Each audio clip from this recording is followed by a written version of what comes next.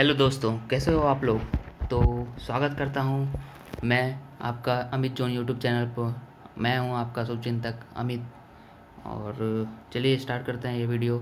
तो 36 तक हमने देख लिया था कलिंजर विक्ट्री के बारे में। तो इसका आंसर में हम लोग 1945 शेरशाह सूरी भूल दिए थे। 1945 नहीं होगा, 1545 में इनका डेथ हुआ था।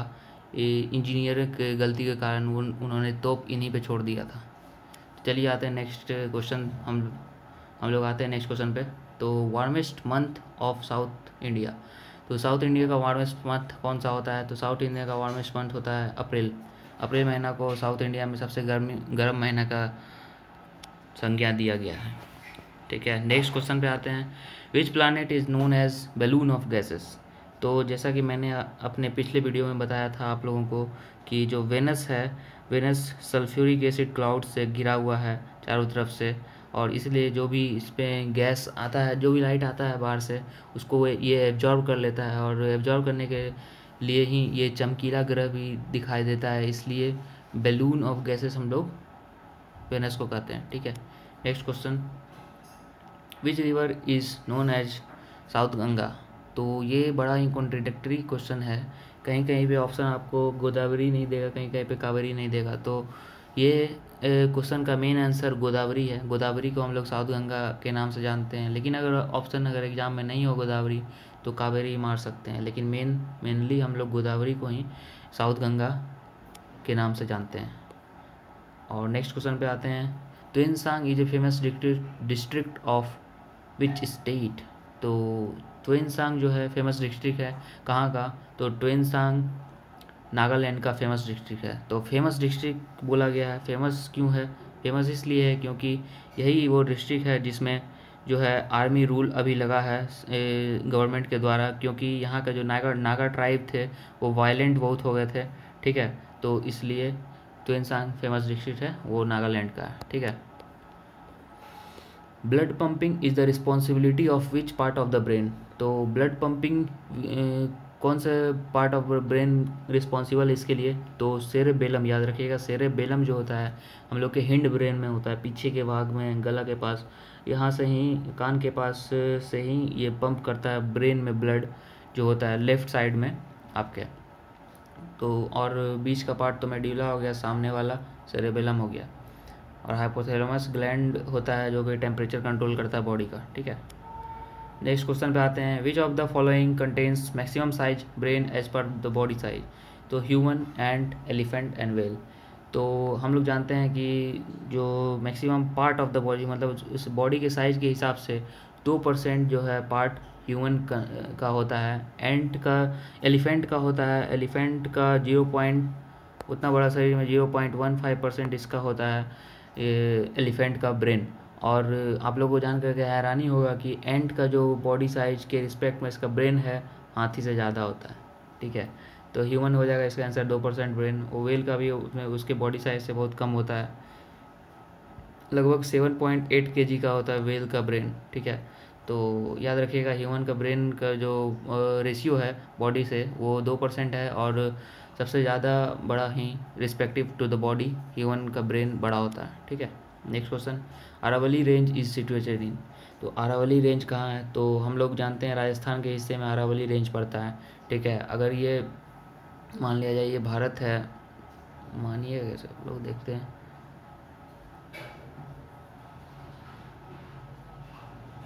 नक्शा इस पर सही नहीं बन रहा है, लेकिन मान लिया जाए कि इधर से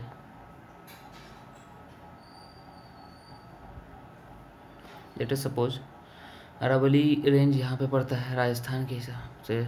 और अमरकंटक हिल्स पूछेगा तो यहाँ पे मध्य प्रदेश के पास। ठीक है, और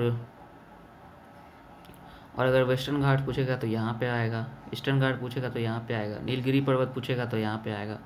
और अगर पूछेगा हिमालय, ग्रेट हिमालय है तो ग्रेट हिमालय यहाँ से आप लोग का यहाँ पे चलता है। ठीक है, तो यही हो गया इस क्वेश्चन का पोस्टमार्टम। ठीक है, नेक्स्ट पे आते हैं। Which who is the author of the autobiography the Indian struggle. The Indian struggle के ऑटोबायोग्राफी का रचनाकार हैं सुभाष चंद्र बोस। तो सुभाष चंद्र बोस जो थे ये किए थे। और जवाहरलाल नेहरू हम लोग जानते हैं कि एन ऑटोबायोग्राफी जो है एक पुस्तक है, बुक है, जो जवाहरलाल नेहरू के द्वारा लिखा गया है, ठीक है। और जवाहरलाल नेहरू के बारे में एक और है कि longest served PM of India थे, जो कि 1947 से लेकर के 1964 तक इन्होंने सर्व किया इंडिया को एज ए प्राइम मिनिस्टर, ठीक है।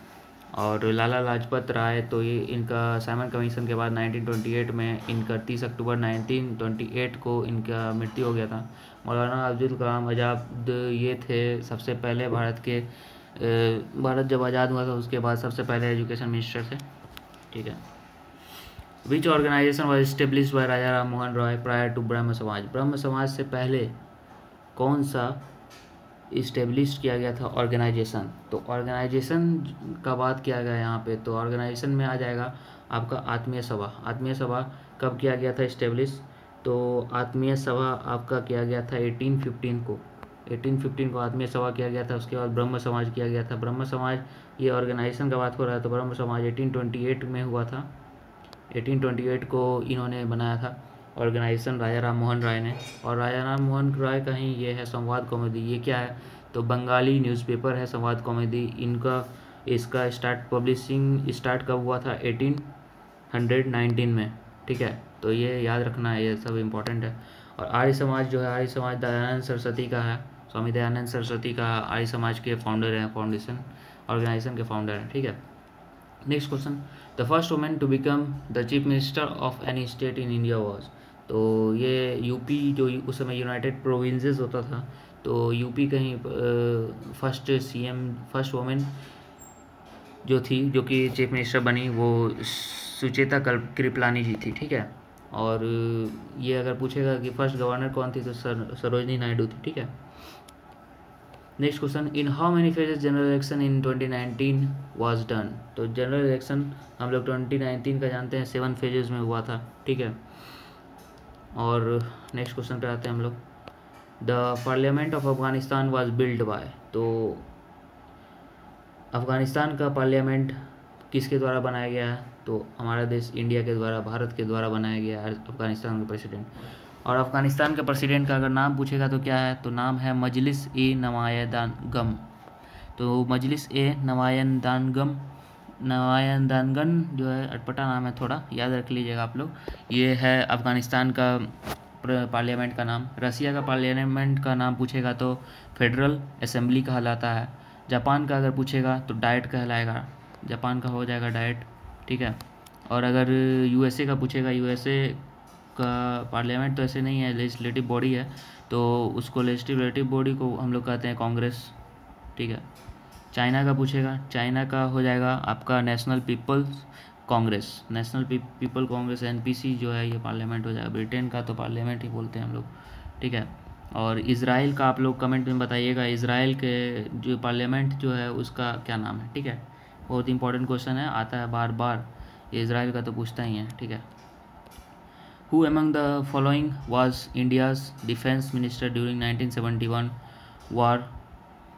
इंडिया पाकिस्तान का जो वार हुआ था उस समय ये इंडिया का डिफेंस मिनिस्टर किसके पास था? डिफेंस मिनिस्ट्री किसके पास था? तो जगजीवन राम जी के पास था उस समय डिफेंस मिनिस्ट्री, ठीक है। तो ये याद रखिएगा। Next question and the last question of this series of static GK क्या है? तो power of summon of houses of the parliament. तो हाउस ऑफ पार्लियामेंट का समन, पहली बात तो किसके पास पावर है? तो सबसे पहले बात पावर है प्रेसिडेंट के पास समन बुलाने का। तो कौन से आर्टिकल में इस पावर के बारे में बताया गया है? तो आर्टिकल नंबर 87(1) में बताया गया है इस पावर के बारे में, ठीक है। और स्पीकर जो है कोई भी क्वेश्चन टेक करता है, जो कोई भी क्वेश्चन अगर राइज होता है तो उसको लेने का अधिकार स्पीकर के पास है। प्रेसिडेंट अपना इस्तीफा किसको देगा? वाइस प्रेसिडेंट को। वाइस प्रेसिडेंट अगर इस्तीफा देना चाहे तो किसको देगा? प्रेसिडेंट को देगा।